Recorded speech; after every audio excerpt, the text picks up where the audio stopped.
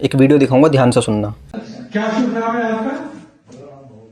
मनोज रूपड़। अच्छा, बहुत बड़े आप कहानीकार और विद्वान लग रहे हैं। चलिए ठीक है, मुद्दे पे मैं आता हूँ। बिना मुद्दे के मैं कोई बात करता ही नहीं हूँ, मगर वाइस चांसलर से कैसे बात किया जाए शायद इसका विवेक आपको नहीं है, तो सीख लीजिएगा। कभी आपको बुलाया किसने है? दोबारा इनको क्या बुलाइएगा मत इनको, है ना? मैं आपको पब्लिकली कह रहा हूँ, इनको तमीज नहीं किससे कैसे बात की जानी चाहिए, ये मैं बता रहा हूँ आपको। और इनको अभी कहीं के निकल जाए यहाँ से, आपका यहाँ पे स्वागत नहीं, आप जा सकते हैं, निकलिए यहाँ से। हाँ निकलिए, आप यहाँ से जा सकते हैं। मुझे पूरा अधिकार है, आप जो भी हैं कहीं से भी आए, निकलिए आप यहाँ से।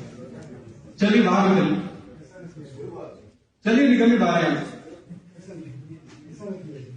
छत्तीसगढ़ के बिलासपुर में एक यूनिवर्सिटी है, गुरु घासीदास सेंट्रल यूनिवर्सिटी। इस यूनिवर्सिटी में एक सेमिनार का आयोजन किया गया था, जिसका विषय था समकालीन हिंदी कहानी बदलते जीवन संदर्भ। विषय पर ध्यान देना। इसी सेमिनार में महाराष्ट्र के एक कहानीकार मनोज रूपड़ा को इन्वाइट किया गया था। अब हुआ क्या कि वहाँ के वीसी साहब आलोक कुमार चक्रवाल अपने बचपन और जवानी के किस्से सुना रहे थे, इसलिए मैंने कहा था विषय पर ध्यान देना। तो इसी को लेकर मनोज रूपड़ा ने बड़े आदर के साथ कहा कि विषय पर बात कीजिए।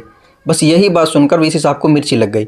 बात ईगो पर आ गई कि यहाँ का वीसी तो मैं हूँ, कोई मेरे सामने कैसे बोल सकता है। और सिर्फ इतनी सी बात पर इतने प्रतिष्ठित कहानीकारों को अपमानित करके बाहर निकाल दिया गया। और यहाँ सबसे सोचने वाली बात यह है कि वहाँ जो और लोग मौजूद थे, किसी ने भी इसका विरोध नहीं किया।